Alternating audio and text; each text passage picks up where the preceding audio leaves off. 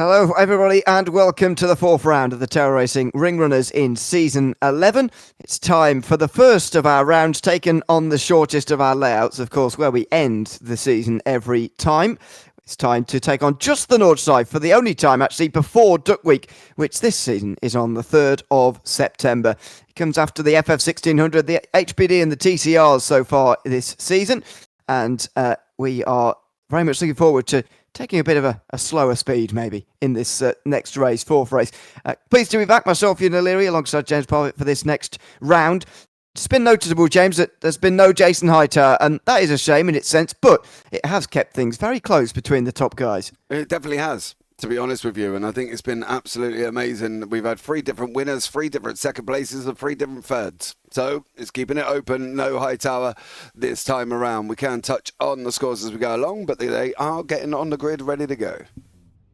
Absolutely. Evan Crouchard has taken that pole position with Dean Diltz alongside. Dave Mull third ahead of Scott Sadler, who's back in the AMS again, and he's on pole here ahead of Stephen Johnson. Dan Cossack's not back in the AMS. He's still a pro, and he's 6th ahead of Anthony Solomon. And Matt Van Horn, it's Guillermo Perez in 9th ahead of Pat Mace, the first driver to not set a time, and Dave Hernandez, who's 11th, who didn't set a time either.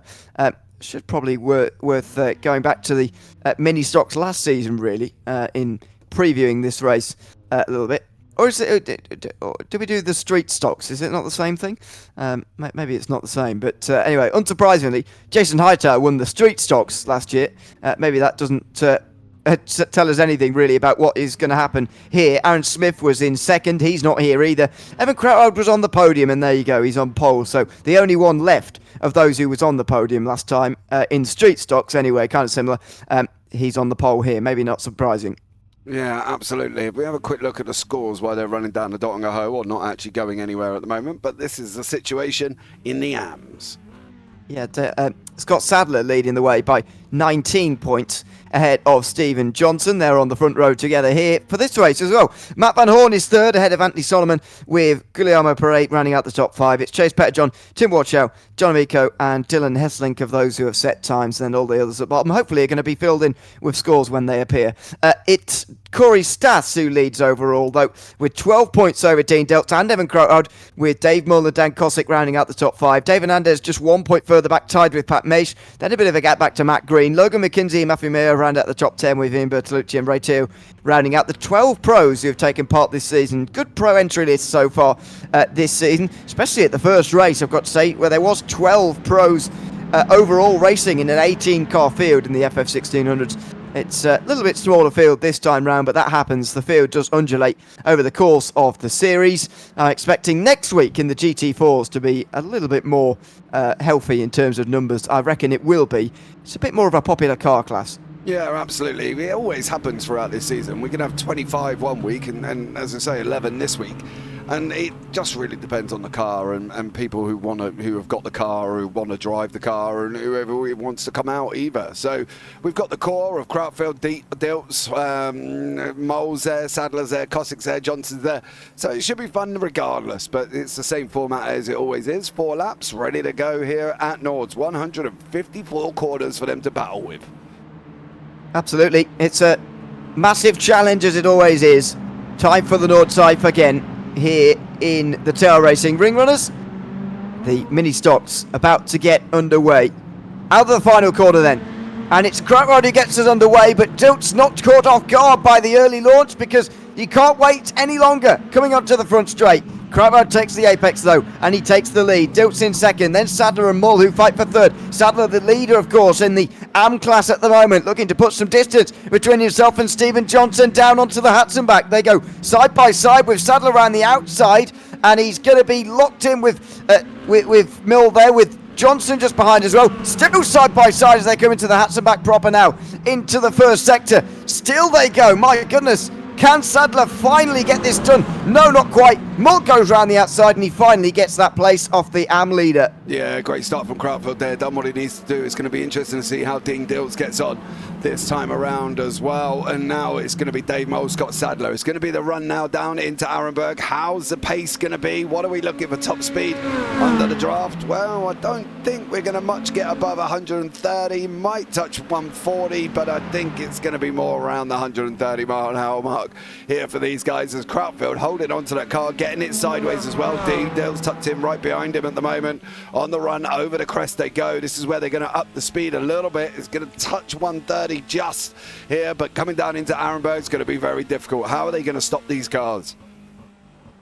They do look pretty uncontrollable, don't they? Looking at the wheel inputs that Dean Diltz is having to put on here. This is the braking for Arenberg, which is pretty difficult downhill, as you say, down into the gravel trap if you get it wrong.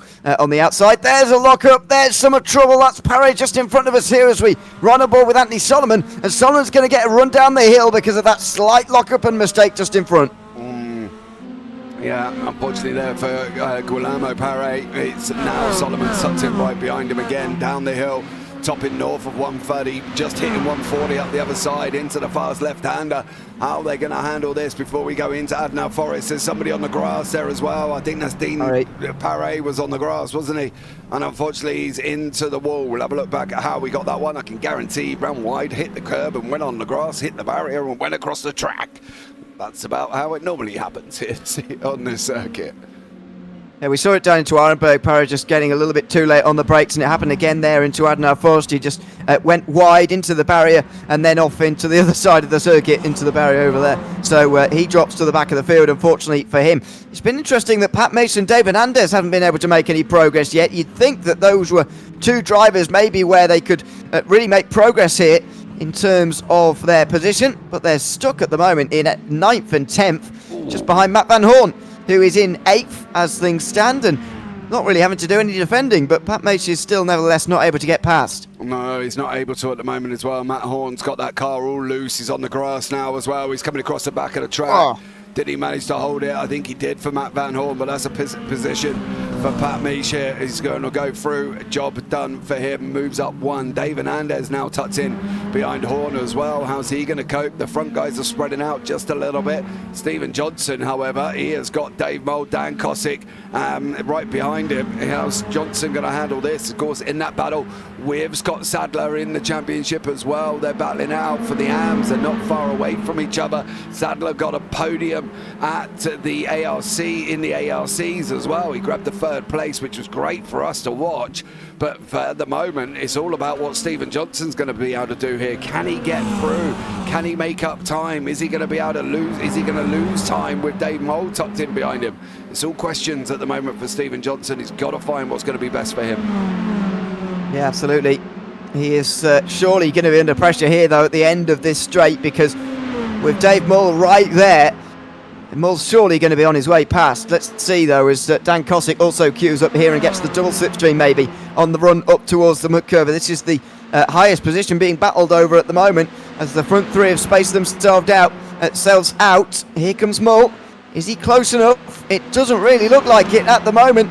And Stephen Johnson will stay in front for now, and that's a bit wide. He will get away with that, but yeah, Stephen Johnson stays in front of Dave Mull just for the moment, and that will be a relief, because that's a long run up the hill there into the fast left-hander, and he has survived. And interesting to note for later in the race as well, when you get onto the last lap, that might not be actually an overtaking chance. Yeah, absolutely. It's going to be interesting to see how they get on at the carousel as well. They've got to lock it in on that inside. We know this consistently here.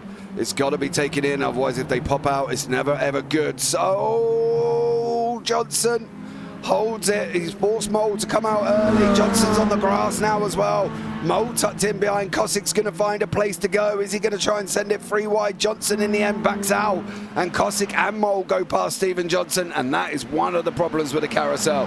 He got it all wrong. The back end started sliding round, and unfortunately he lost 2 positions in the process. And now he's got Anthony Solomon, who's tucked in right behind him as well, also battling out for the AMs. Well, that's a close one as well. It's for an AM position here, 2nd and 3rd in the AMs, of course, as Anthony Solomon puts that pressure on right now to Stephen Johnson through the final sector then.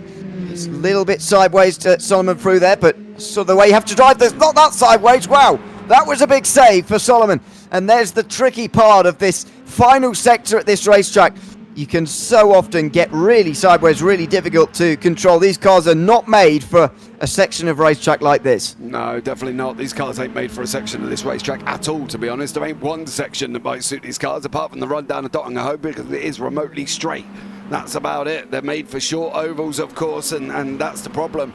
You're asking these guys to put them on long tracks that involve turning left and right, and they're not used to it, as you saw Anthony Solomon jump over the grass there as well, and it's going to be very difficult. These cars are horrendous to try and get into a circuit format almost.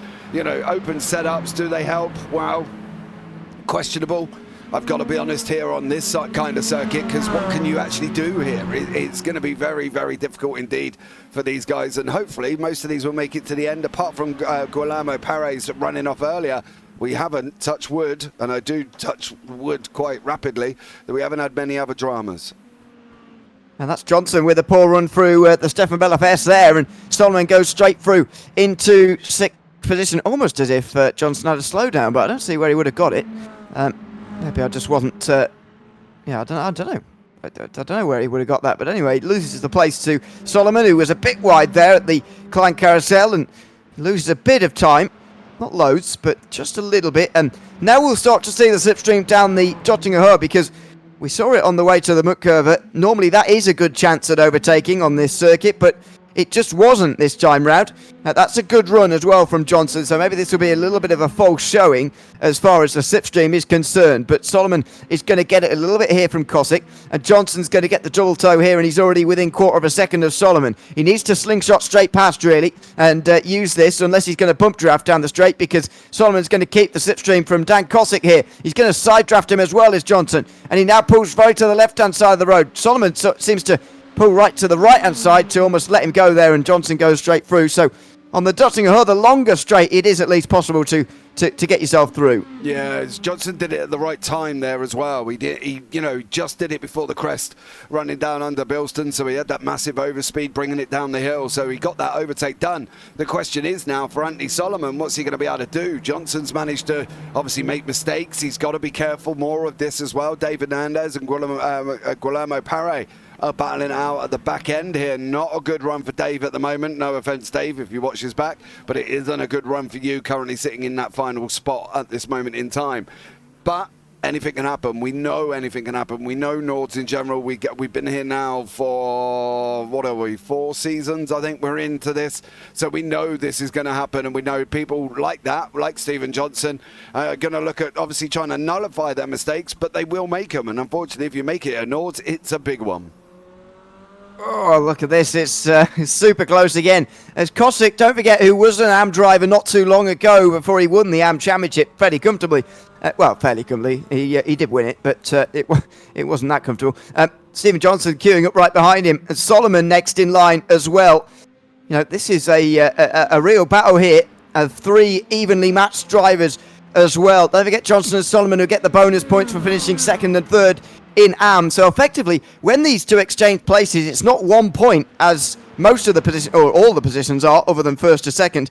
It's not an exchange of 1 point, it's actually an exchange of 2, because the bonus points start to go the other way as well here. And that's why this battle is so important, as they try and give chase to Scott Sadler in the AM Championship. Down the hill they come, and into Schradenkreuz. It's surely more focusing on trying to get this car stopped in time at Arenberg than trying to make an overtake. Let's see what they decide to do. Sadler misses the Kosick, misses the apex slightly, but they all pull it up comfortably in time for the right-hander. Yeah, they all managed to get it stopped here. We've got the lead come down as well. Diltz has brought that gap down over Evan Krautfeld. I think Krautfeld may have made a mistake there, because Diltz has got it down to half a second. It was out at like 1.2 at one point, but yeah, it's kind of fluctuating in and around that area again. Stephen Johnson is providing the action at the moment, and he's still got Dan Kosick and Anthony Solomon tucked in right behind him. So still lots happening here with these guys further back, and Kosick makes a mistake running up into the left-hander, and that's brought Johnson right in behind him again. Now Johnson's got to make a decision.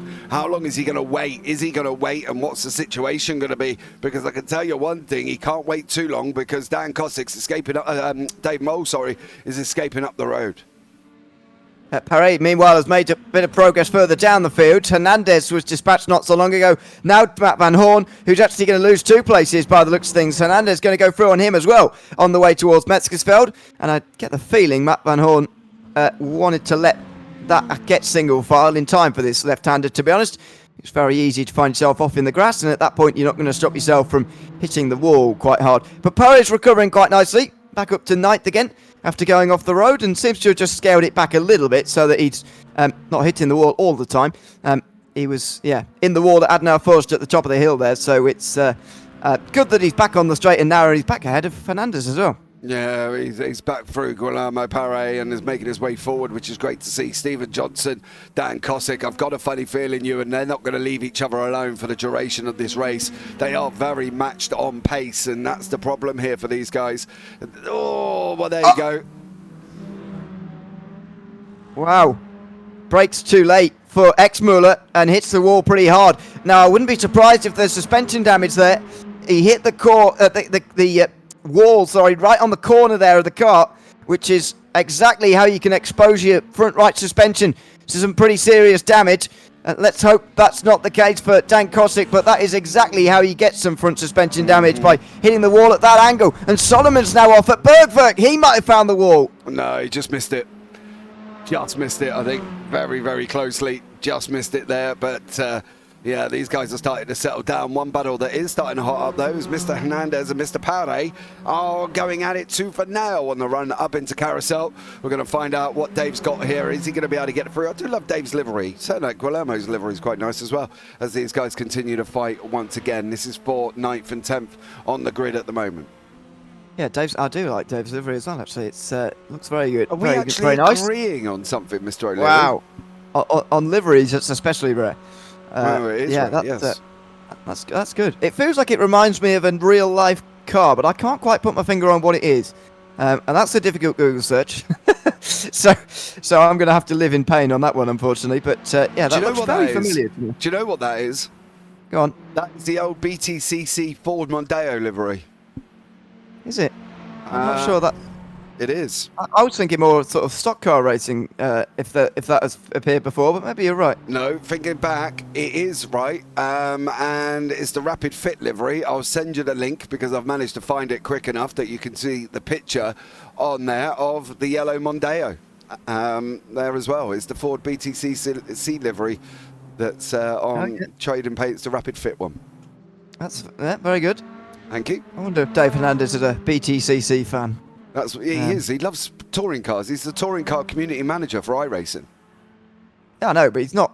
Well, I guess if you're in that role, then you sort of that is a given. But I put it this way: I don't know very many Americans or even many non-Brits who are interested in the BTCC. Dave is fanatical about touring cars, and I had pleasure talking to him on the Virtual Track podcast, and he is literally, touring car nuts. He's been protesting. Clearly not hard enough to get updates to the touring cars, but he has been protested as Dave, and is trying to get us some new touring cars at the moment as well. Bless him. So he works as community manager for iRacing, doing the touring car, the choices of tracks and things like that. So he does rather well on it. But that's where the livery is from. So there you go. Very good. Well, it's a nice delivery. I quite like it, actually. Another one that I like, actually, because I've got a bit of time to talk about this. Matt Van Horns, I think it was, who is currently running in 11th place, just in the background there. Now, do you know where that's from, maybe? Okay, let me have a look and see if I can muster up. Home Depot. Oh, you can't Google it. No, I'm not going to Google it. I promise you I've not Googled it. Now, that reminds me... Is it an old NASCAR livery that was on somebody's car? Yes. Now, who was the driver? That bit I might have to Google, I'm afraid. Oh, yes, yeah.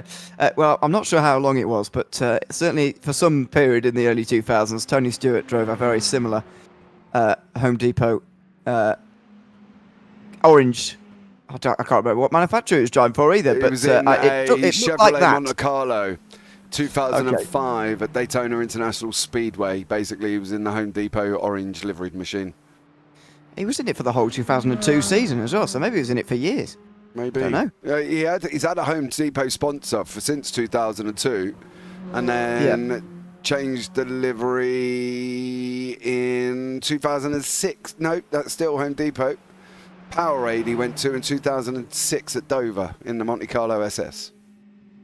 And then back to the Home Depot livery, actually, funny enough, after that. I think he must have had Home Depot for pretty much throughout his whole life. It was just different colour schemes. However, he did go to an Office Depot livery in 2009 at Daytona with Old Spice.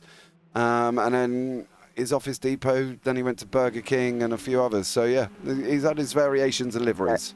Towards the end, he definitely didn't stay with Home Depot right to the end. I think last season, maybe Mobil 1 he was with. Hold on, there was a dedicated page to Tony Stewart's liveries. I bet there is. 2016 at Homestead, Miami was his final race. He was in the Mobil 1 Chevrolet. That's prime me becoming interested in NASCAR, that is, by the way, 2016, 2015 kind of era. You weren't very old then, was you? I would have been, when I got interested in NASCAR, I would have been 12, probably. Oh, okay. As we just watched Dan Cossack and Steve Johnson. To be fair, I'm more recently than you. And I'm a NASCAR fan, but I am more recent, probably the last couple of years, 2-3 years. So, you know, from my gentle age of 21, I was about 19. Yeah.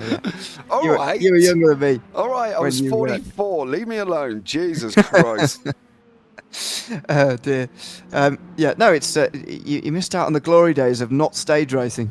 There you go. Yeah, I did, unfortunately, but it's only for me. It was only more recognisable in the last couple of years, where it's come to light, where I could actually watch it.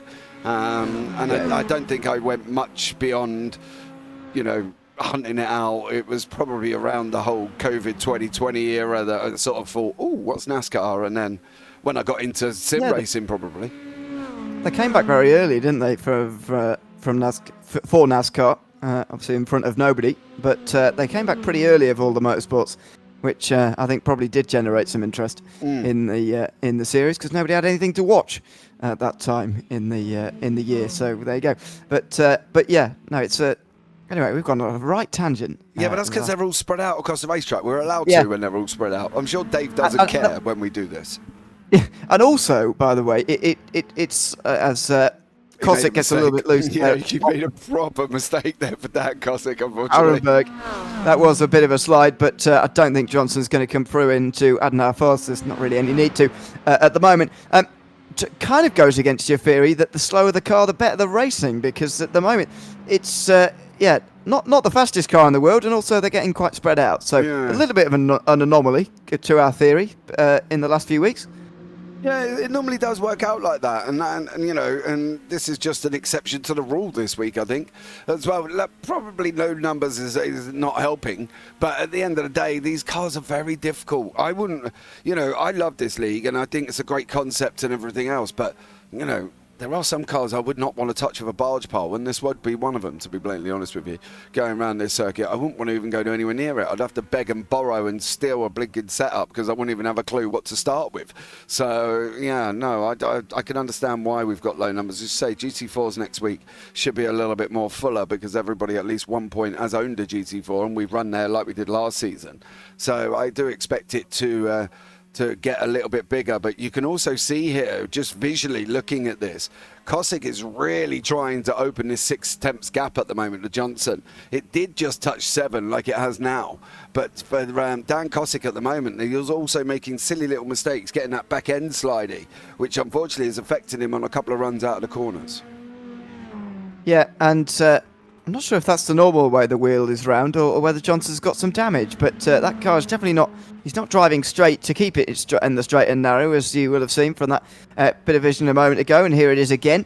Left hand down massively, but because sometimes stock cars are set up like that, I wonder whether everybody's like that. I don't know. Yeah, I do wonder, but he has been off track. We will have a look and see if he did thump the wall at that point as well. Hence, we've got the spread out notion that we've got here currently, but you know, we've still got one more lap to go. It does look like Krautfeld might wrap this up with Dilts and Mole. You're being your 1, 2, 3. Sadler, unless there's some dramas, should take the win in the AMs. Cossack, Johnson, however, he's just got to stay ahead of Solomon. Johnson's quite a smart driver, and I do wonder whether or not he's actually going to have a go at Kosick. I think he's relying on Kosick making a mistake, which therefore will basically allow him to go through, as Pat Misch has made a big mistake, hit the wall and jumped back to pit lane. So we'll have a look at that back at the end, as we normally do in our replay run-through. Pat Misch? Nice. I don't know. I was with Alex last week, and he kept calling Pat Messick. So I do wonder how we pronounce his name. Yeah, that's a good point. Maybe that is right. I don't know. Yeah, I don't know. He's never corrected us, has he? So, well, he's never corrected me personally. So, no, he hasn't. But I called him Messick before, and then you started calling him Misch, and now I really don't know which way to go. Because the S does come before the I. Yeah. Maybe Alex is right. Maybe you were right all those years ago. Thanks, mate. And I just followed you because I thought I was wrong. Jesus. Yeah, well, I don't know. I was blind leading the blind, I think, a bit there, really. Look, Pat, if you watch this back, send us an MP4. Tell us. If we've been wrong for the last 4 seasons, it would be ideal to know. I'm not going to lie, Pat. You know what I mean? And he, as you say, he's never, ever corrected us once. So, there we go. I did get an MP4 off a driver the other day, actually. And to be honest with you, I still got it wrong in the race. Still couldn't get it right. Well, it was breaking his name down into 3 syllables. It was very difficult. Some names are hard, as we've found out over the years. Is there any reason, by the way, looking at these two, Parry and Hernandez at the moment, is there any reason why these two cars look just fundamentally different in some kind of way? Because as far as I can see, there's no actual difference in these manufacturers, but they do look very different, these two. I think that maybe we've had this before in the mini stocks, but on our timing screen, normally it shows a difference in manufacturer or model if there is one, but it doesn't show one for this class. But these two cars do look different in the grille and in the rear end as well. Now, isn't this because there is 3 types of these cars? I'm pretty sure. Yeah. There are 3 types of these. Give me 2 secs. No. Go back. Let me have a look. I'm not sure why it doesn't show up on our timing in that case, the different manufacturers that are available, because I'm definitely sure it did last time we did this, the mini stocks class. It definitely came up with difference in manufacturers, but I assume that just disappeared because it was also disappeared from the software. Yeah, it's not in iRacing either. Basically, when you look at car models under mini stocks, it just gives you one, which is who is in it. It is actually Guillermo Paray's version in the car, but I believe there is 3 different makes of these, unless we're thinking of something else. Unless they paint the grille and the rear lights on. You know what I mean? In the paint, like they do in NASCAR and so on. They basically have lights. Yeah, they're just stickers. Yeah. Maybe that is why. But yeah, it's certainly a difference to what we had last time we did these cars. That I'm fairly certain about that. Stephen Johnson gets another good run off of Gavin Coffin into the Dottinger Hut. There's going to be a chance here, surely, down at the end of the straight into the Tiergarten, of course. He's going to, well, where is he going to go here? He just weaves around a little bit, sort of oddly, as they get into the bowl on the straight now and start to plunge uphill again, and that's when he decides to use his moment to pull to the left-hand side and strike here. Can he get all the way past, though, ahead of Dan Kosick? It should be just about clear, and he does get clear by the looks of it. There you go. So, yeah, Johnson into the top 5. Yeah, Johnson tops out about 150 mile an hour and all. Good job. So there we go for Stephen Johnson as he goes in through the Tiergarten now, and they're on to the final lap. Everything else at the moment seems quite settled down here. I think this could be the only battle that we might witness over this final lap. The gap out front is extended to 3 seconds. That gap to Malta Dilts is extended as well. So, and that's never good. And Scott Sadler has extended the gap to Stephen Johnson. So a lot of extensions going on currently. And it could be Stephen Johnson and Dan Kosick going to provide the action. But I think that gap is extended due to the fact that these guys haven't left each other alone. Well, yeah, that's maybe true as well. They've been racing nose to tail pretty much all day, and Johnson will be hoping now that he can use this last lap just to get away enough to keep Kosick behind him on that run to the line. Same for Parry and Hernandez as well, who are the only others who are close. Pat Misch is still on pit lane, and we will look back at that at the end of the race, but he did tow back to pit lane, so I do wonder how much longer he will be sat there for. One thing is for sure, though, he will finish this race in 11th, unfortunately, and his difficult start to the season continues. Still no top fives for him this season. It's been rough for a couple of these drivers, to be honest with you, over the first 3 rounds with the FF1600s, the ARX and the TCRs. You know, there's been a couple that haven't had amazing finishes or amazing races, and that's just one of them things. And Pat, unfortunately, is finding out how difficult it is here. But Matt Van Horn's another one, but he turns up every single week. David Anders is clearly having a rough one here at the moment. And Stephen Johnson and Scott Sadler seem to be one of the most consistent out the AMs, up in sort of the top 5 to 10 mark. And both doing a good job. Say Stephen Sadler taking the AM victory last week and also podium overall. So fair play to him.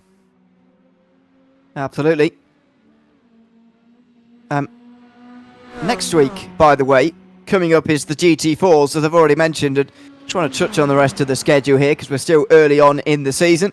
Some very interesting cars coming up that I'm very excited for. I've got to say, a couple of ones that, for different reasons, the LMP1s are going to be absolute madness in 2 weeks' time. That's going to be fantastic entertainment. But in terms of good racing, the MX-5 Cup cars and the Skippies are going to be fantastic, I think. Kind of surprised that the MX-5s are taking on the, at least only a short part of the Grand Prix circuit, but they are. The Skippies are taking on the combined Nordschleife, which normally means the whole thing, doesn't it? But maybe not this time round. I don't know, because Skippies are a very slow car. Either way, I'm looking forward to seeing the race round here. I think there'll be fantastic entertainment, but just surprised in the layout that is currently being scheduled on that list at the moment. Yeah, I think the thing is every layout is made for a purpose, and they just decided that they want to put the Skippies there, and if that is the case, then fair play to them once again. But going to see how they're all going to get on, aren't they, to see how they survive this. This is going to be very, very interesting indeed, I think, this season. And by the looks of it, with no Hightower turning up either, I think we could end up with a different victor in the L Pros there. Yes, perhaps we will. At the end of today, Evan Krautwald will be the championship leader, ahead of Dean Dilts on total points. If you apply a drop week, Corey Stas would be there, ahead of Dilts. Krautwald having a couple of rounds outside the top 5 in the last 2 weeks, which is why he is just a little bit back maybe on where you'd expect him to be. But hopefully Corey Stas will reappear in time for the GT4s next time out, and he will be putting on a good show there. He didn't actually do the GT4s last season, so looking forward to doing that again in 1 week's time. But he can't afford to lose too many more points. As Kosick now gets a good run off Bergberg, and we'll see whether maybe for the first time today we'll see someone overtake at the Curva. Yeah, maybe if he can get it through here, but I don't think he's going to be able to. I think this is going to be very, very sensible from Dan Kosick to stay there. Probably look for the run down the Dottinger for the final time, because I think just chancing an overtake here is literally chancing an overtake, and that's the problem. You are going to end up putting your life in the hands of you and the other guy, and sometimes it don't always work out. So I think for Kosick at the moment, he'll stay where he is and not worry about it for a second or so.